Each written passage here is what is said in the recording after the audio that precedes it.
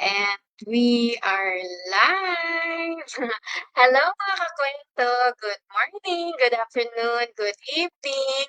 Ngayon is good afternoon, 5 p.m. sa Pilipinas and good morning sa UK, 10 a.m. sa UK. So wherever you are tuning in, so to those who will watch later or will watch the replay, thank you, thank you, thank you. So welcome back to another episode of Kape at Kwento, Kwentong Pagbabago, where we keep it real for life, change and growth, one coffee at a time. So ako po si Lori, a former OFW, a mom of two, the face behind Life with Lure business page, and now a proud digital business owner. So today is extra special, so super special, kasi kasama ko ngayon ang taong naging daan kung bakit ako napunta sa digital business na ito. So when I was in UK, I was scrolling lang sa phone ko, then I saw her ad, and that ad changed everything. So kung hindi ko nakita yon, siguro nasa same cycle pa rin ako. Burnt out and still dreaming of freedom. But because of her, I am on this community, and this business gives me something I haven't felt in a long time, which is hope, pag-asa. So I may not be where I want to be yet, but I know that I am on the right path. So please help me welcome my mentor, my inspiration, Mimi. So I will put her on stage. Thank you so much, Mimi, for saying yes to my Kape at Kwento, Kwentong Pagbabago. Diba? So for my first question and intro na rin, for those who are meeting you for the first time, can you share a bit about yourself? So, hi, good morning, Ate Lor. Good morning, everyone. So, we're just gonna have a Morning. chill day today. I actually would like to thank you first, Ate Lor, for inviting me. Um, Welcome. you guys probably didn't know we started this Kape and Cuento series with a nice prayer from Ate Lor, and I really love that because this business is really purpose driven, and this is really a way from God for us to share this very good opportunity to all of you. So first of all, I'd like to introduce myself. I'm Mimi Cabreras. Um, I am actually a mom and a wife. I'm a mom of a 6-year-old boy now, very active and medyo makulit, but he is my inspiration. And also, I'm living here in the UK. I'm Filipino and very Bisaya, so I'm very proud Bisaya from Leyte. Whoever is watching from Leyte, hi. So I'm living here in the UK. I'm a nurse here. I'm a neonatal nurse. I lived here since 2015, and I'm a loud and proud digital business owner. So I think that's a brief introduction of myself, Atilor, and nice to meet you, everyone. Hopefully, some of you are listening. Please comment down below. Okay. Thank you so much, Daimimi. So, you're a nurse, a mom, and a wife, superwoman talaga, di ba? So, how did you even discover this digital business? Kasi ako, di ba, na-discover ko through your ads, and I'm very, very thankful to God na nakita kita. Nakita ko yung ads mo. Okay. Uh, So, how thank did you discover this business? Thank you, Ate Lor.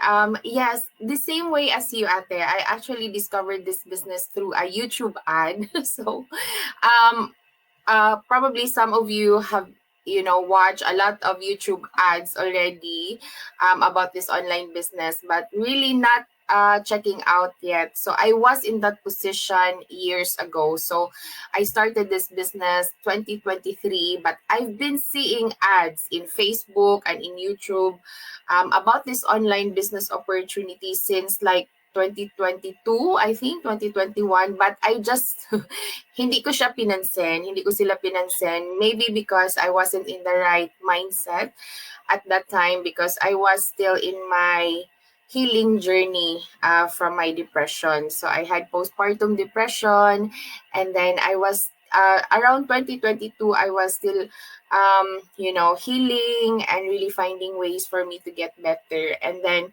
after I actually went to like Bali for that mental training for my depression, that one really helped me a lot. But 2023, I felt so much better. However, I still feel like something's lacking. You know what I mean? Like parang may kulang pa. I mean, I feel better from my depression, but um, I was longing for that one thing, and that one thing is really freedom. I know it sounds cheesy, corny. You might think, oh, everyone wants freedom, but truly, I was looking for that freedom because I felt better, but I'm still stuck on the same rat race. I'm still stuck with the job that was so busy, very physically, mentally demanding. I was working at a big neonatal unit in London, and every shift is just so toxic and busy. So I was like still experiencing burnt out from work. And then I was like thinking, Lord, eto na ba talaga to? Like I was thinking, Lord, um ganito na lang ba ako tatanda? Like just doing the same job na super demanding, and every time I come home, I feel drained and exhausted, and parang feeling ko wala na akong maibigay na time and energy sa anak ko. Like nakokonsensya ako every time na after work sinasabi ni Hunter, "Mommy, can we play?" At parang yung katawang lupa ko, give up na guys. So parang sabi ko, Lord, please show me something, give me something like a way out from this. So parang I was subconsciously looking for an escape route basically. And then this ad, YouTube ad, sorry ate, napakwento ha, okay lang ba? So this YouTube Yeah. ad kept popping, and I was cooking, I think lunch. I was cooking lunch. My hands are dirty, so I was watching in my iPad, and then I cannot skip the ad because I was like holding the meat. So obviously, I don't want to hold my iPad with dirty hands. So I just let the video play. And then it was my coach actually. So and then I just started listening to her. And then when I listened to her story, sabi ko, my gosh, she's the same like me. Like she suffered from mental health issues as well. She's also a mom, a nurse in the UK. And I was like, she's exactly like me. And then after I watched that ad, I was thinking, you know what? Maybe God has been showing this to me years ago and even until now, but maybe it's really the right time to check it out. Kasi I was thinking, it's out there. Lagi ko nga pinipray kay God na parang, Lord, show me something. Tapos, feeling ko binabatukan na ako ni Lord kasi sabi na, andyan na, sa harap mo. Hindi mo pa i-check out. Yung parang, andyan na nga eh. Binigay ko nga sa'yo. So, I really feel it in my gut this time that this is for me. It's the right time for me to check it out. So that's why when I check out the business, of course, I made sure that it's not that other like scam online things like that. I made my own diligence really to research the business. It took me a while to actually think about it before starting my own online business, but based on my research and everything, I've watched all the videos, the information, and I was really fully convinced that this is the right thing for me. So that is how I started this online business. And mind you guys, I've started this online business 2 years ago. And so far, I never had any regrets being in this business. And as you can see, I'm a very proud and happy business owner even until now. So that's the beginning of it all, Ate Lore. Yes, that's so wonderful, Dai. Alam mo, parang if we pray to God, di ba? Parang God is giving us opportunity eh. Pero sometimes our eyes are closed. So parang andyan na nga, yung katulad ng sinabi mo kanina, nandyan na eh, binabatukan ka na, parang binabatukan ka na nga ni Lord. Pero hindi mo pa rin, di ba? Siguro sabi ni Lord, ay, you keep on praying, pero hindi mo naman pinapansin yung binibigay ko sa'yo. Kasi ganyan din yung na ano ko, na-experience ko when I saw your ad, di ba? So parang yun yung prayers ko kay Lord, yun yung ano sa'kin, eh, nag-udyok sa'kin para naintindihan mo na yung udyok na Yes, word? yes. Yun yung parang Very nag-ano malalim. sa'kin, Basahin natin nag-udyok yan. para para mag-start talaga ng business. So yung my third question, thank you for that, Matay. What was your life before you started this business, and what has changed after? I remember like before I found this business, my husband kept telling me, "Bob, what is really your passion?" Like I've noticed like you not in a bad way, yeah, but yung parang what is really your passion? Like, what are the things that you like doing or you're excited waking up in the morning? At that time, since I was still healing, I was still like sometimes feeling some like downward spiral moments, you know what I mean? But like every time I wake up, I feel like it's another day to feel low again, something like that. But um before as well, parang wala akong nilook forward in my day. Kasi parang it's the same rat race, it's the same cycle, yung parang ganun. Tapos parang hopeless ka. Siguro if I put it this way, before I found this business, I was quite hopeless and I felt like I was settling for less. Like parang sabi ko, eto na talaga yun. Mamamatay na talaga akong, mag-ugod-ugod na talaga akong nagtatrabaho pa din. Parang ganun. Yung parang I felt like I was settling for less. But then again, there was this like something in me na parang, yung parang nagwi-whisper at the Lord na parang, you are bound for more. Yung mga ganun. You deserve Yes. more. Yung parang ganun. So parang may nagwi-whisper pa rin sa akin ganyan. Like, dream big. Why are you limiting yourself? Something like that. So when I finally started this business, parang hindi siya right away na parang, wow, I'm a new person. It's not like that. But as I journeyed through the business and I really found the full potential of the business, and not just like potential in a way na financial. Of course, the earning potential in this business is really unlimited. The only limits is your mindset. But aside from that kind of potential, the potential of having that purpose to help other people.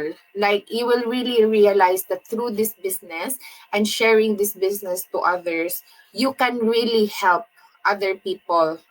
It's very life changing. So ngayon, I can say that I am full of hope. I'm full of dreams and goals, and I'm happy to say that with this business, I wake up every day feeling excited because I know through my help and through sharing this business, I'll be able to help more. Not just myself, because now I feel like parang nabuhayan ng dugo ba, Ate Lor? Yung parang ganun. Like, my goal, I'm still chasing that goal to really fully retire early. And I am on my way there. So, I have something that I'm really excited waking up. Kasi parang may purpose ka, may direction ba ate? Yung parang may direction yung mga pinagagawa mo sa buhay mo. Hindi ka lang yung parang, I'm gonna do this again. And mind you guys, with this business, hindi ka lang mag-grow financially. You will grow personally as well. Like, masya-sharpen yung mind mo, yung mapupukaw ang purpose mo in life. So, yun. That's why I feel happy and excited always being in the business. Yes. Thank you so much for that, Dai Mimi. Si Darlene, she's watching. Missing you, that lady. So, pinost ko yung comment mo, Dar. Hello, hello. Darl, thank you for watching. Yeah, thank you so much for watching. So, if anyone resonates with my mentor story, please register on our website. I-show ko lang muna. Eh, Okay, ayan. Please register on our website, which is displayed on our screen. So, thank you. And my next question, Daimimi, did you ever doubt yourself when you were just starting? I think it's normal to feel that way. Like, not doubt in a way na parang para sa akin ba talaga to? I not that kind of doubt. Kasi when I fully checked out this business and really learned how this business works, parang the more ko siyang nafe-feel na this is really for me. Like, eto na talaga yung binigay ni Lord sa akin na parang, andyan na, i-grab mo na, ganun. So, I really felt like I'm in the right place with the right people.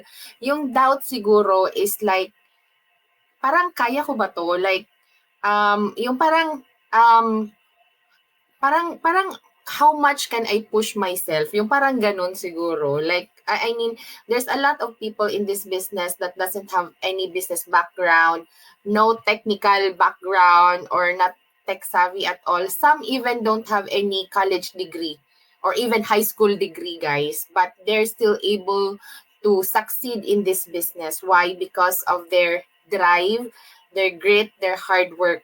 So parang doon ko na-doubt sometimes yung sarili ko in the beginning. Kasi in the beginning, I didn't know how to do this. You know, I was on social media, but not all the time. Like only I post something if I feel like, but not on like not really very present at all. But siguro nag-doubt ako like how much time can I give, something like that. But eventually parang na-find ko yung balance ko. Like parang balancing work and then family life and then this business as well, because the good thing about this business is very flexible talaga siya. Like you can do it anytime, anywhere, as long as you have Wi-Fi, you have an internet, you can use your phone or your laptop, you can bring it even if you're traveling.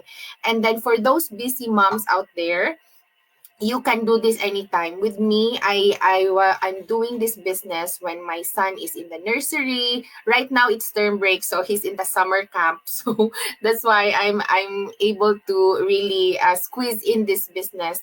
And also I do this when everyone's asleep in the nighttime, when everything's quiet. So those pockets of time really, because if you have vision, if you have goals, you really find time. So those tiny doubts that I had in the very beginning, parang ako lang din yung unti-unting nag-solve nun. Yung parang, of course, doubts and, you know, especially self-doubt. Yung parang meron naman talaga tayong mga ganyan, yung mga confidence natin, parang nasi-shaken. Kasi parang, kaya ko ba to? Bakit sila yung parang medyo kakastart pa lang kagaya ko is very, very successful na. Tapos ako, medyo bakit ganito pa din? So, parang may mga doubts na ganito. But I learned as well not to compare yourself to others' journey because yours is different. And in my case, just to be honest and transparent to everyone watching, in the beginning, I didn't have that big result yet because this business is not a get rich quick scheme. We don't promise that once you start your own business, you will be rich the following day. It doesn't work like that. Just like any other businesses, this business really requires your time, your effort, your hard work. Para kang may baby ba? So, kakapanganak mo pa lang, you don't expect your baby to start talking and crawling and living on their own right away. So, in the beginning, your business, you have to nourish it like a baby. You have to, give your time and effort. And then eventually, as time goes by, parang they will, it will like grow and, flourish and on its own, something like that. So parang yung mga doubts ko, unti-unting nawala. So right now, yung fino-focus ko lang talaga is, yung parang focus sa goal ba, yung parang kabayo na parang, ano ba yun, Ate Lor? Yung kabayo na nakaganon lang, tunnel vision. Yung Ganon. meron siyang ano, I Oo. don't remember ano tawag doon. Ano, nakalimutan ko Yung din. Basta yung naka-stick parang lang, yung ganon. meron siyang something dito para naka-stick lang siya dun sa goal niya. Exactly. Yung Yeah, totoo na goal. naka-target Because yun there doon. will really be like noises along the way from other people, from external, environment telling you, oh, bakit ka nagaganyan? Nurse ka na, may stable job ka na, tapos nagaganyan ka pa. So may mga noises talagang ganyan.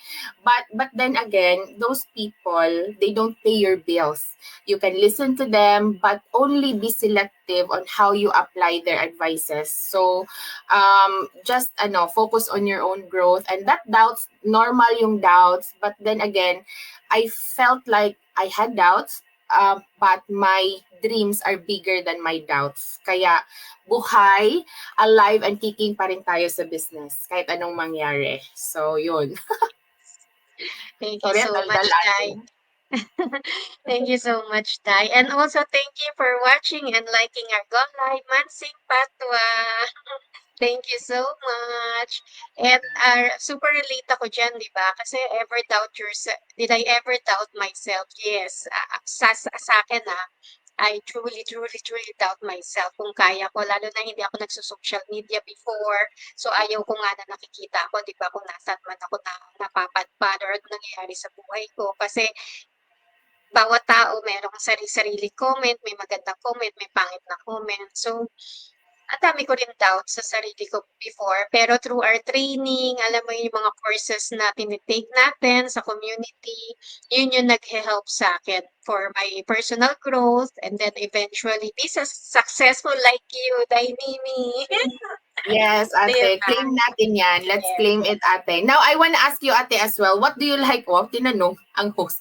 Ate, what do you like most about our business? So that those who are watching, they will also like know what you love most about our business. Kung most is the community talaga. Kasi I've been with other business, mga side hustle ko nung nag-work pa ako as OFW. Iba talaga yung community dito sa digital business natin. So yun talaga yung moves na talagang gustong-gusto ko. Siyempre, kasunod na doon yung personal growth and then pag meron ka ng personal growth, di ba, yung siyempre financial and success and freedom, time freedom. Pero talaga ang most ko is yung community. Lahat tayo dito, we want everybody na mag-succeed. Hindi tayo, alam mo yun, there's no competition kasi lahat tayo nagtutulungan. So pag halimbawa hindi ko alam to, I will ask you, I will ask Corinne, I will ask Coach Night, 'di ba? So kumbaga maraming tutulong talaga sa community. So yun ang the most na gusto ko talaga, Dainimi. Oh, that's nice, Okay, ate may Lord. question ka pa?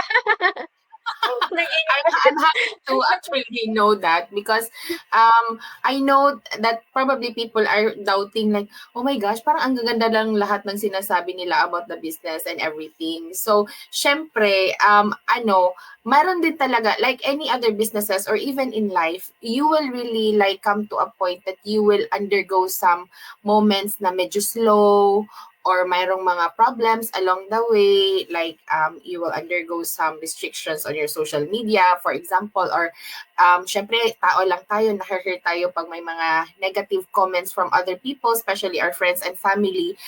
At yung malala is them judging what we do without fully knowing what it really is. Yun yung medyo masakit. Like, how could you say that our business is like this and like that without you knowing what we are really doing? Yung parang ganon.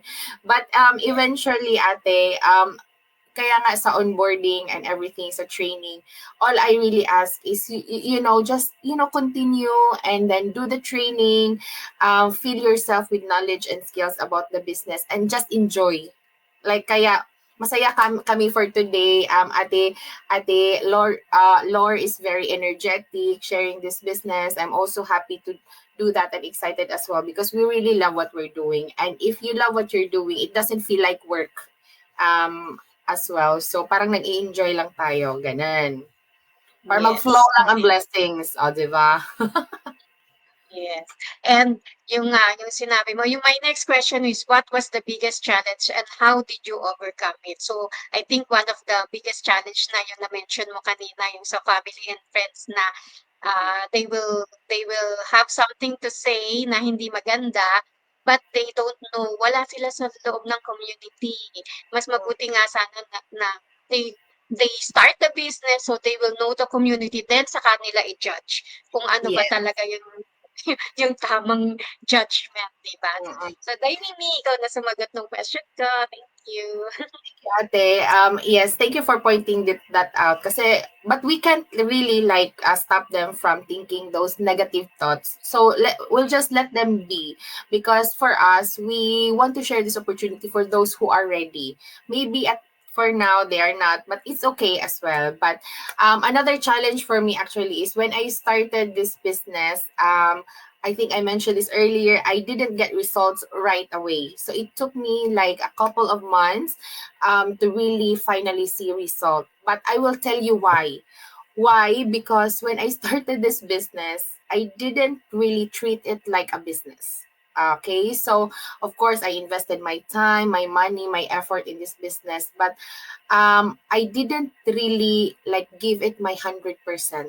Like I was like, as what my husband told me, why are you sad? You don't have results, but you're not really like treating this as a business. You're just treating it as your hobby. Yung parang petiks-petiks lang kung sa Tagalog. Parang ganon. Ganon lang ako guys in the beginning. Petiks-petiks tayo kasi medyo ngarag, ganon. So, when I realized that, oh my gosh, he's right. Whatever result you aim for this business, you have to match it with your effort. So if you have big dreams in this business, you cannot just give it your 10%. And just mind you guys, once you start your own business, you cannot just start and then leave it and then expect it to start earning, isn't it? Parang saan ka ba nakakakuha ng business na magpatayo ka ng building, meron ka ng mga staff sa loob and everything ready to go, tapos parang iiwan mo lang, ganon.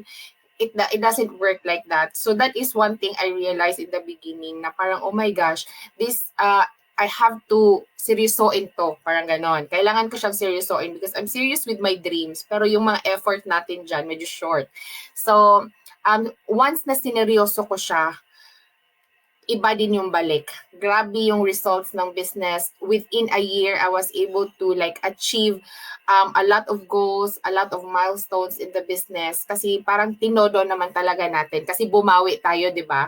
And then right then and there, I realized grabe yung earning potential ng business na to. And mind you guys, my journey is different from others. Merong nag-start din ng business na tinodo nila agad-agad kasi parang they're driven by their grit ba, tsaka yung pangangailangan talagang matindi. So parang tinodo nila agad-agad. And some of them really achieved their financial goal and even retired very early on, like less than a year in the business. And just a few months in the business, they started earning like a lot. So just to tell you, this business, once you start, your results will depend on the effort that you put in. Hindi yung parang petiks-petiks lang. Mag-start ka lang tapos just leave it at wala ka nang gagawin at magiging millionaire ka na. Hindi ganun, guys. So, once you start your own business, as what I said, you have to grow it like a baby and really treat it as a real business because it really is a real and legitimate business. So, now I'm considering this business my plan A. So my nursing job is now my plan B because before I started, it's the other way around. Parang naghahanap lang ako ng plan B, which is this business. But now it shifted. My business is now my plan A.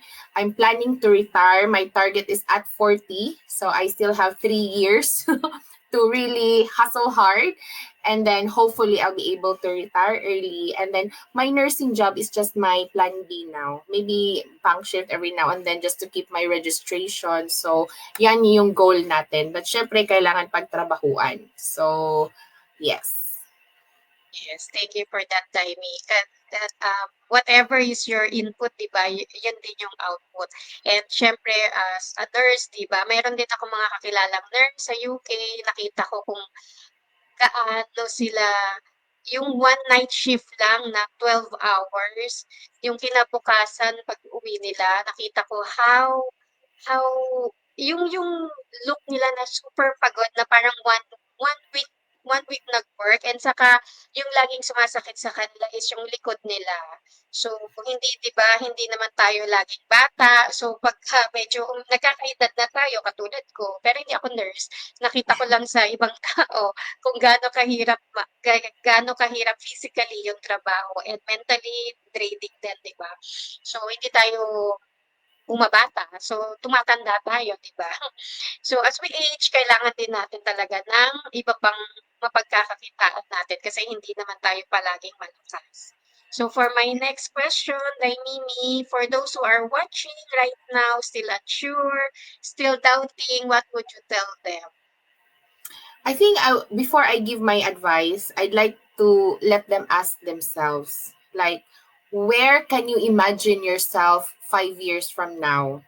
Are you still sitting there watching us and, rocking this business? Are you still there continuing doing your job that sometimes you don't even like doing? Lucky for you, for those who love their job and can really envision themselves growing old with their current job. But kung ikaw, like, if you're watching this, if you are contemplating, and I just want you to close your eyes and envision yourself where you can imagine yourself be in 5 years from now. Are you still working? Struggling with that rat race of like going to work, coming home, but still end up at the end of the month paying all the bills at wala nang natira, kahit savings, wala. So, or can you envision yourself in 5 years being, financially free, which means wala nang utang, may savings na, nakakabili na kung anong gusto mong bilhin, nakakapagpadala na sa Pilipinas ng mga blessings, at nakaka-help na din ng ibang tao. So it's really up to you, because me personally and Ate Lor, we're not here to convince you. We are just here to inspire you. Like, if you are looking for a way out, just ask yourself, is this really what I'm looking for? And you can feel it in your gut. You have your intuition. That's God's inner guide. You feel it in your gut.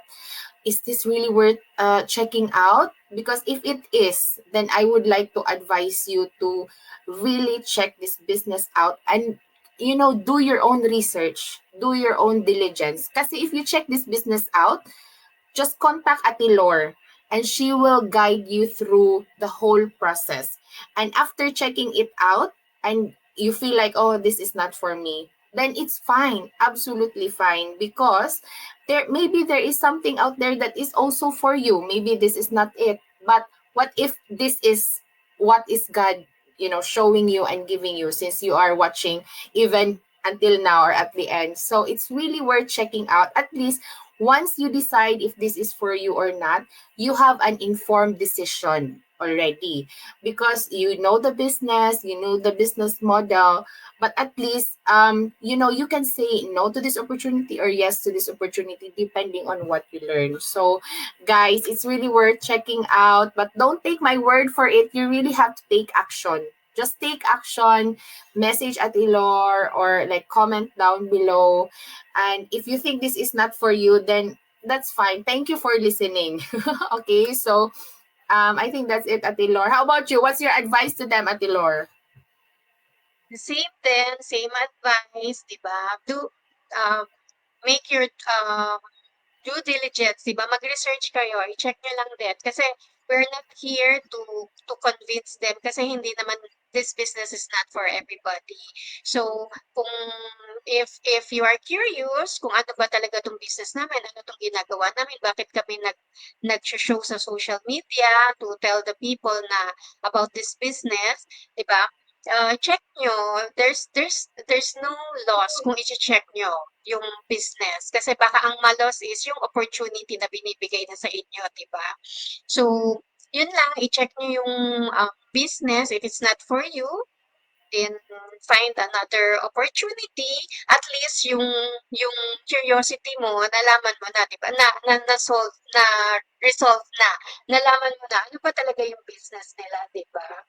So, pagka ready na kayo, kasi hindi naman lahat ng tao ready na for opportunity, pero maybe we need to think in the future, di ba? Hindi tayo, sabi ko nga, hindi tayo bumabata. Everybody will age, di ba? So, hindi tayo lahat merong trabaho, hindi lahat nandiyan ang trabaho, hindi tayo laging malakas. So, we need to find other source of income. And that's why we're here, para i-share sa inyo yung opportunity na nakita namin. So, this opportunity is a gold mine talaga. What I saw is a gold mine. So, it's up to you na rin if you want to check out the business, and kasi ako, yung tingin ko is iba, yung tingin mo is iba. So it's, for me, what I saw is a gold mine for this opportunity, for this digital business. So nasa sayo na rin yan kung ano yung magiging tingin mo. So lahat naman tayo may iba-ibang mga pananaw, lahat tayo may mga iba-ibang whys, but my why is for my kids, to give them a good future and mapag-aral ko sila sa university na gusto nila. That's why I'm into this business, and I'm really working hard para ma-attain ko yung life na gusto kong ibigay sa mga anak ko, and the legacy na kahit wala na ako dito, may maiiwan ako sa mga anak. So yun yung That's sagot really ko nice. diyan sa tanong mo. Ate. Thank you for that, Ate Lor. Kasi good thing that you pointed it out because this business, guys, it's fully taxable, it's fully registered, and you can pass it on to your kids who are 18 years old and above. So it's willable to your kids who are 18 years old. And just to tell you guys as well, this business is not just for nurses or for those who are looking for like a different business opportunity, because even if you know doctors and engineers, they are also doing this business. And if you check out our business, you will really realize the scale. Like we are like 500,000 people already doing this online business all over the world. So not just nurses, there are a lot of doctors, engineers, what other professions do we have? There's a lot. So lawyers, so there's a lot of us already like taking advantage of this very nice opportunity online. So, and everyone can do it. Everyone can really do it as long as you are coachable. So just check it out, guys. Wala namang mawawala. So anyway, I think that's it for us, Ate Lor. Yes, and dagdag ko lang 'no, for the yung mga doctors natin na, business partners, mga engineers, lawyers, 'di ba ang laki ng mga sweldo nila pero they still started this business kasi nga yung time freedom, yes, malaki nga sweldo mo pero lagi ka naman nakatali especially mga doktor, lagi kang nakatali pagka may pasyente, 'pag may sakit 'di ba on call ka. Pero through this business, they don't need to be there 24/7 'di ba? But they are still earning. So kumbaga, yung time freedom hindi talaga mapapalitan ng malaking sweldo, 'di ba? So yun, sobrang grabe. I'm so thankful for this conversation, Dai Mimi. Thank you so much for this powerful interview. So to those who are watching, if you're feeling stuck, if you want to take control of your time, your finances, and your future, maybe this is your sign. So I took that step because I saw her ad. I saw Dai Mimi's ad. Dai kasi, Dai ang tawagan namin. Malapit na rin ako mag-Bisaya. So now you're seeing us, so maybe it's your turn. You can comment below or message us. We're here to support you. So thank you again, Dai Mimi. You truly changed my life.